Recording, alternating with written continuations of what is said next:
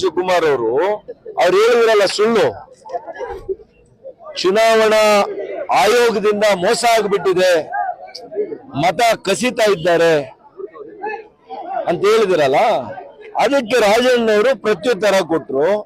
ಇಲ್ಲ ರೀ, ನಮ್ದೇ ಸರ್ಕಾರ ಇತ್ತಲ್ಲಪ್ಪ, ಪಾರ್ಲಿಮೆಂಟ್ ಚುನಾವಣೆ ಆದಾಗ ನಮ್ದೇ ಸರ್ಕಾರ ಇತ್ತು, ವೋಟರ್ ಲಿಸ್ಟ್ ನಮಗೆ ಸೇರ್ತಾ ಇತ್ತು, ನಾವು ನೋಡ್ಕೋಬೇಕಾಗಿತ್ತಲ್ಲ ಅಂತ ಹೇಳಿದ್ರು. ಏನ್ ತಪ್ಪಿದೆ ಇದರಲ್ಲಿ?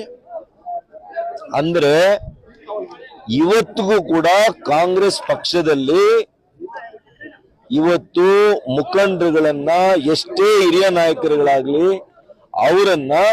ಅವರು ನಾಯಕರಾಗಿ ನೋಡ್ತಾ ಇಲ್ಲ. ಇವತ್ತು ಇದಕ್ಕಿನ್ನ ಅನ್ಯಾಯ ಒಬ್ಬ ದಲಿತ ನಾಯಕನಿಗಾಗಬೇಕಾ?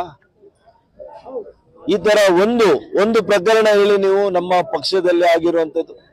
ಹಾಗಾಗಿ ಇವತ್ತು ಇವರಿಗೆ ಎಸ್ ಬಾಸ್ಗಳು ಬೇಕು.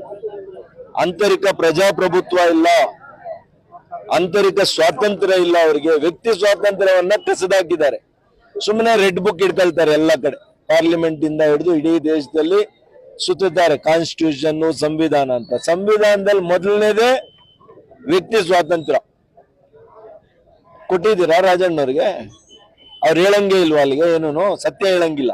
ಹಾಗಾಗಿ ಅವರು ಇವತ್ತು ನನ್ನ ಪ್ರಕಾರ ಮಾನ್ಯ ಸಿದ್ದರಾಮಣ್ಣವರು ಇದಕ್ಕೆ ಉತ್ತರ ಕೊಡ್ಬೇಕು.